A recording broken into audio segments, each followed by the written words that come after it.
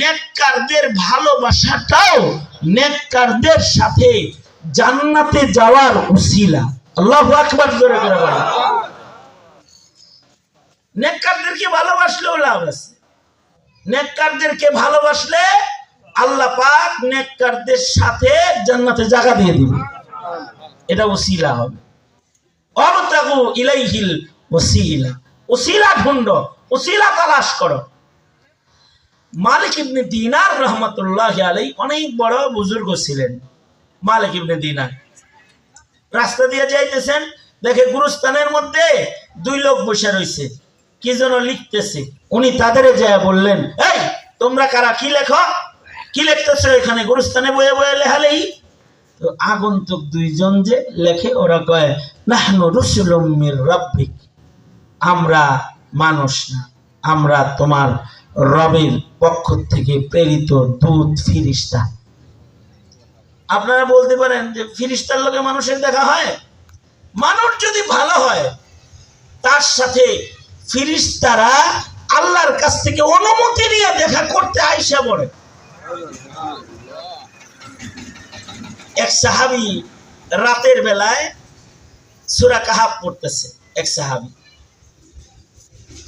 রাত্রে সূরা কাহাফ যখন পড়তেছে, পাশেই ঘোড়া বান্ধা আছে, ঘরের ভিতরে ঘোড়াটা বান্ধা আছে। তার ছেলেটা, সাহাবীর ছেলেটা হাদিসে আছে, পাশে ঘুমাইতেছে, আর উনি সূরা কাহাফ পড়তেছে রাত্রে। ঘোড়া তো বড় হাসাস জানোয়ার, ঘোড়া অনেক সতর্ক জানোয়ার, এ কারণে ঘোড়া যুদ্ধের সামান। কিয়ামত পর্যন্ত যুদ্ধ করার নিয়তে ঘোড়া লালন পালন করলে ঘোড়ার ঘাস কাটবে, ঘাস খাওয়াবে, লেদা সাফ করবে, ঘোড়ার রশি বানাবে, ঘোড়ার থাকার ঘর বানাবে, প্রত্যেকটা কাজের বদলায় আল্লাহ পাক সওয়াব দান করে। সুবহানাল্লাহ। আর আস্তে করে বলেন, আরেকটু আস্তে করে বলেন। কি লেগে সওয়াব দিবে? কারণ এটা যুদ্ধের সামান। একদিন পৃথিবীর এই সব কিছু গোলা বারুদ, অ্যাটম বম টম, এগুলো যারা বানাইছে নিজেরাই এটা জইরা বুঝা বলে যাবে, অচল হয়ে যাবে একদিন। সেদিন আবার ঘোড়ার দৌড় শুরু হবে, হক আর বাতিলের লড়াইয়ে তখন ঘোড়ার জরুরত পড়বে। এ কারণে কিয়ামত পর্যন্ত ঘোড়া লালন পালন করাটা একটা ইবাদত। যদি কেউ যুদ্ধের নিয়তে ঘোড়া পালে, প্রতিটা মুহূর্ত ঘোড়ার পেছনে যে খরচ করতেছে, এর বদলে সব আমল নামায় জমা হয়ে যায়। আর এছাড়াও ঘোড়া বড় হাসাস প্রাণী, খুব মানে সতর্ক জানোয়ার। এইটা যত জানোয়ার আছে এগুলো লেজে দইরা মুসরায় উঠান লাগে। গরু যদি হুইয়া পড়ে না, উঠাইতে ঠেলা আছে, কিন্তু মহিষ শুইয়া বললে এটা উঠাইতে বাইরে উড়ান লাগে। একমাত্র প্রাণী হইল ঘোড়া, ও মনিবের আওয়াজ পেলেই লাফ দিয়ে দাঁড়ায় পড়ে। এ কারণে আল্লাহ পাক ঘোড়ার কসম খায়া আমাদের একটা গালিও দিছে। আমাদের আল্লাহ পাক বলে, ওয়াল আদিয়াতি দবহা ফাল মুরিয়াতি কদহা ফাল মুগীরাতি সুবহা ফাআসারনা বিহি নাকআ ফাওয়াসাতনা বিহি জামআ ইন্নাল ইনসানা লিরাব্বিহি লাকানুদ। পাঁচটা কসম খায়া, সব ঘোড়ার সম্পৃক্ত কসম। কসম খায়া কয়, তোর ঘুরছে ঘোড়াও বল, নিশ্চয়ই মানুষ বড় নাশকর। ইন্না তাকিদ, ইন্নাল ইনসানা লিরাব্বিহি লাকানুদ। কানুদ মুবালাগা, তাকিদ।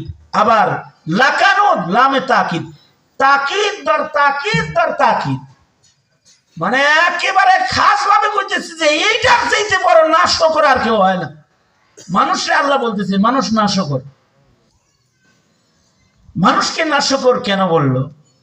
ঘোড়ার মালিক ঘোড়ারে কয়টা খোল খাওয়ায়, এই জন্য তার পায়ের আওয়াজ পেলে ঘোড়া দাঁড়ায় যায়। মনিব তার পিঠে সওয়ার হইলে 100 কিলোমিটার বেগে সে দৌড়াইতে থাকে। লাগাম ধরে টান দিলে জাগায় দাঁড়ায় যায়, নাক দিয়া রক্ত বের হয়ে যায়, খড়ের বাড়িতে পাথরের আঘাতে আগুন ঝরতে থাকে, ধুলাবালি উঠতে থাকে, কিন্তু মনি ব্রেক করছে, একচুল সামনে বাড়ে না, সে জায়গায় দাঁড়ায় যায়। আবার দাঁড়ায় তো দাঁড়ায়, দুই পা উপরে দিয়া দুই পায়ে দাঁড়ায়, যেন উপর থেকে তার মনিব গড়ায়া নিচে পড়া না যায়। যুদ্ধের ময়দানে যায় তো তীরটা নিজের গায়ে লয়, মনিবের গায়ে লাগতে দেয় না, আগে নিজের গায়ে তীর লয়, মনিবকে বাঁচায়া যায়। কয়টা খোল খাওয়ায়, তাই এত গোলামি করে। আর তো করে আমি আল্লাহ চোখ দিলাম, মুখ দিলাম, কান দিলাম, অক্সিজেন দিলাম, দুনিয়ার নাজ নিয়ামত দিলাম, এরপরে কইলাম হাইয়া আলা সালাহ, আয় না আমার কদমে সেজদা দে না, তুই বললি পারো না। তোর চাইতে বড় নাশক করার আছে? যাই হোক, যে সাহাবি মানে কোরআন পড়তেছে, পাশে ঘোড়া আছে, ঘোড়া তো হাসাস জানোয়ার। সাহাবিও দেখতেছে যে তার তিলাওয়াতরত অবস্থায় আকাশ খুইলা নূর ঢুকতেছে ঘরের ভিতরে, ঘোড়া তো লাফান শুরু করছে। সাহাবী ভয়ে কোরআনের তিলাওয়াত বন্ধ করে দিছে। আল্লাহর রাসূল সাল্লাল্লাহু আলাইহি ওয়াসাল্লামের কাছে সকালে এসে বলতেছে, আল্লাহর নবী, ঘরে কোরআন শরীফ পড়তেছিলাম, ঘোড়া লাফাইতেছিল, লাফানো অবস্থায় যদি ঘোড়াটা আমার বাচ্চার উপরে পাড়া দেয়, এই ভয়ে আমি কিন্তু কোরআন তেলাওয়াত বন্ধ করে দিচ্ছি। আল্লাহর রাসূল সাহাবীকে বললেন, তেলাওয়াতটা বন্ধ করছিস কেন? তুই যদি তিলাওয়াত বন্ধ না করতি, তাহলে ফিরিস্তা আসা যাওয়া শুরু করেছিল। যদি তিলাওয়াত চালু রাখতা, তাহলে ফিরিস্তা তোমার সাথে মুসাফা করত, তোমার সাথে মুআলাকা করত। তার মানে হাদিস বলে, মানুষ যদি ভালো হয় তার সাথে ফিরিস্তা মুলাকাত করতে পারে। এবং ভালো মানুষ যখন মৃত্যুবরণ করে, তো ফিরিস্তারা দল ধরে আসে, মুসাফা করে, তাকে জান্নাতের দিকে ইস্তেকবাল দিয়ে নিয়ে যায়।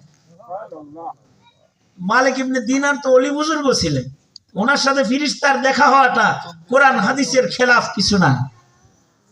ফিরিস্তারা কয়, আমরা ফিরিস্তা। কি করো তোমরা? আমরা এখানে এই গ্রামের আল্লাহওয়ালাদের লিস্টি করতেছি। আল্লাহ পাক কখনো কখনো তার প্রিয়দের সাথে প্রেম খেলা খেলেন। উনি ফিরিস্তারে পায়, কয়, দেখো তো এই লিস্টের ভেতরে আমার নাম আছে নাকি, মালিক ইবনে দিনার আছে কিনা, দেখো না একটু। ফিরিস্তারা পাতা পোতা উল্টায় কয়, নাই নাই। যখন ফিরিস্তারা বলেছেন নাই, তো মালিক ইবনে দিনার অজ্ঞান হয়ে গেছে। লম্বা সময় পরে মালিক ইবনে দিনারের হুঁশ এসেছে। হুঁশ আসার পরে মালিক ইবনে দিনার দেখে এখানে আর ফিরিস্তার নাই, উনি মসজিদে চলে গেছে। যায় বলে, ওগো আল্লাহ, লিস্টের নাম দিলা না, কমাস কম লিস্টের চিপায় চাপায় আমার নামটা খাদেম খোদ্দাম বানায়া উঠায়া দিতা, কারণ আমি নেককার নই, কিন্তু আমি নেককারদেরকে তো ভালোবাসি, অর্থাৎ উহিব্বুস সালিহিনা ওয়ালাস্তু মিনহুম লাআল্লাল্লাহা ইয়ারযুকুনি সালাহা।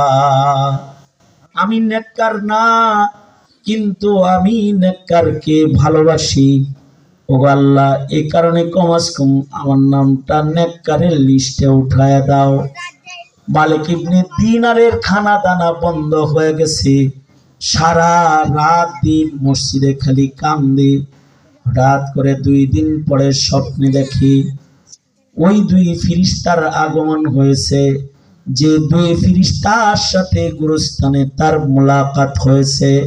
ফিরিস্তারা এসে বলে, মালিক কেদো না, আমাদের খাতাটা নকল খাতা, এটা আসল খাতা না।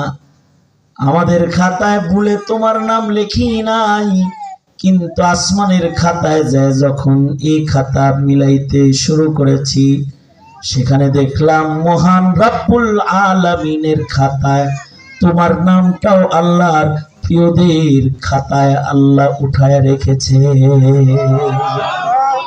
তার মানে ওয়াবতাগু ইলাইহিল ওয়াসিলা, নেককারকে ভালোবাসলেও আল্লাহর কাছে নেককার হিসেবে দাঁড়ানো যায়।